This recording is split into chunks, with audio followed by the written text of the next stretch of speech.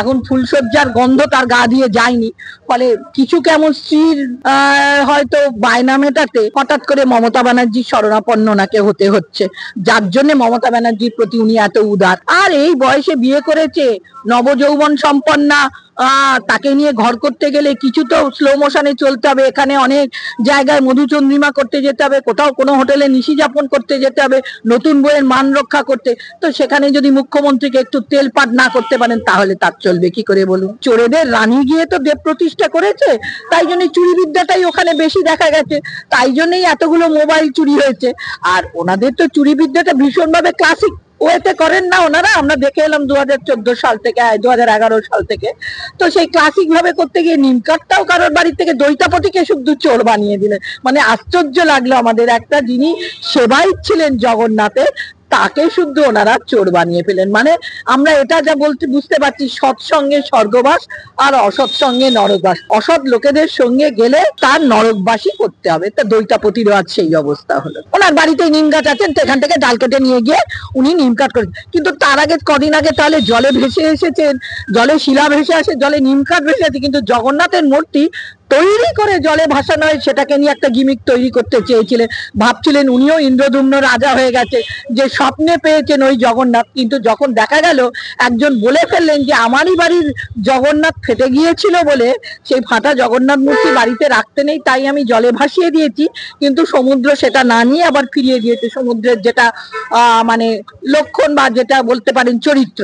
তা সেইটাকে উনি যেহেতু সেটাকে আর উনি বাজারে ভাসাতে পারলেন না, এখন ওই নিম কাঠ চুরি করে এনেছেন, এখন সেটাই বলছেন না আমি চুরি করিনি। এদেরকে তো বিশ্বাসযোগ্যতাই নেই এদের। এরা চাকরি চোর, এরা মানুষের শিক্ষা চোর, সমস্ত কিছু। সারদা নারদার টাকা চুরি করেছে, এদের কে বিশ্বাস করবে?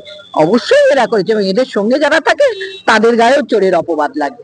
মুর্শিদাবাদের ঘটনার পর এতদিন পর মুখ্যমন্ত্রী সেখানে গেলেন এবং সেখানে গিয়ে পৌঁছে উনি অবস্থা দেখে বললেন যে, মন্তব্য করলেন যে বিএসএফ গুলি না চালালে অশান্তিটা হতো না। বিএসএফ গুলি চালাতে তো বাধ্য হয়েছিল, বিএসএফ তো আগে গুলি চালায়নি, বিএসএফ কে তো গুলি চালাতে বাধ্য করেছিল যারা তৃণমূলের আশ্রিত দুষ্কৃতী। তারা নিজেদেরকে তো ভাবে তারাই হচ্ছে রাজ্যের সর্বেসর্বা, তারাই হচ্ছে এলাকার সর্বেসর্বা।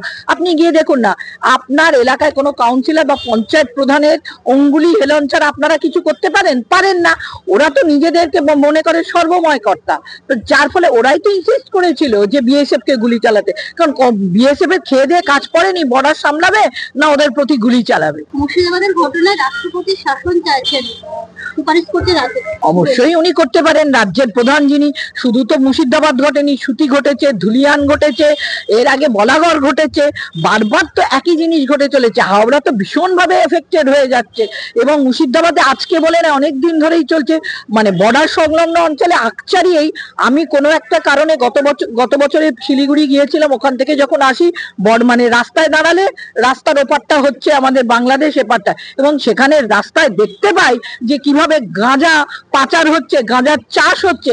সেগুলো কি সরকার বা আমাদের স্বরাষ্ট্রমন্ত্রী উনি দেখতে পান না? এটা তো ওনারই দায়, এবং উনি বারবার। আর সব থেকে বড় কথা, ঘটনাটা ঘটেছে কবে? আজকে মুর্শিদাবাদের ঘটনাটা ঘটেছে কবে? আপনারা বলুন সেই চ্যানেলকে, ঘটনাটা ঘটলো কবে? আর আজকে উনি গেলেন কবে? উনি হচ্ছেন রাজ্যের প্রধান মুখ্যমন্ত্রী, উনি যাচ্ছেন আজকে। কারণ মানুষকে ওটাকে স্ক্যাটার্ড করতে চাইছিল, 16,000 চাকরিকে স্ক্যাটার্ড করার জন্য মুর্শিদাবাদ ঘটিয়েছিল। মুর্শিদাবাদকে চাপা দেবার জন্য তড়িঘড়ি জগন্নাথ দেবকে প্রতিষ্ঠা করলেন। ভাবলেন বোধহয় জগন্নাথের চোখ দেখে বাংলার মানুষ ভুলে যাবে মুর্শিদাবাদের ঘটনা।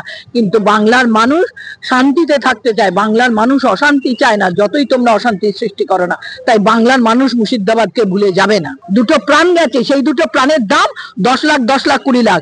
যখনই কোথাও কিছু প্রাণ যায়, কেউ ধর্ষণ হয়, উনি ভাবেন বোধহয় টাকা দিয়ে। আমি তাদেরকে বলতে চাই, তাদের বাড়ির লোকের যদি এইরকম অবস্থা হতো, আমরা জনগণ তাকে ওই 10 লাখ টাকা করে তুলে দেবো, সেটা কি উনি মেনে নিতে পারবেন?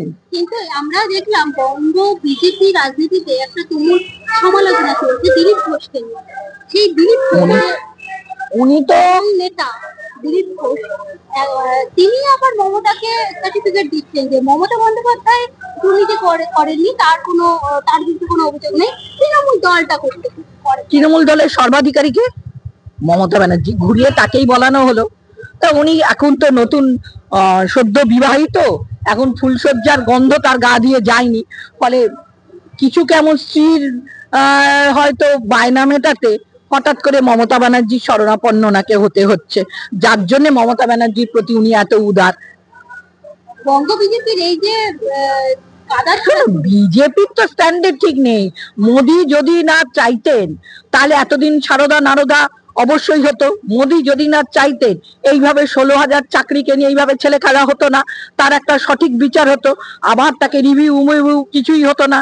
তাই এটা তো হচ্ছে দিদি মোদির গটা, তারই একটা অংশ তো দিলীপ। কি হবে? আর এই বয়সে বিয়ে করেছে, নবযৌবন সম্পন্না, তাকে নিয়ে ঘর করতে গেলে কিছু তো স্লো মোশনে চলতে হবে। এখানে অনেক জায়গায় মধুচন্দ্রিমা করতে যেতে হবে, কোথাও কোনো হোটেলে নিশি যাপন করতে যেতে হবে, নতুন বইয়ের মান রক্ষা করতে। তো সেখানে যদি মুখ্যমন্ত্রীকে একটু তেলপাট না করতে পারেন তাহলে তার চলবে কি করে বলুন?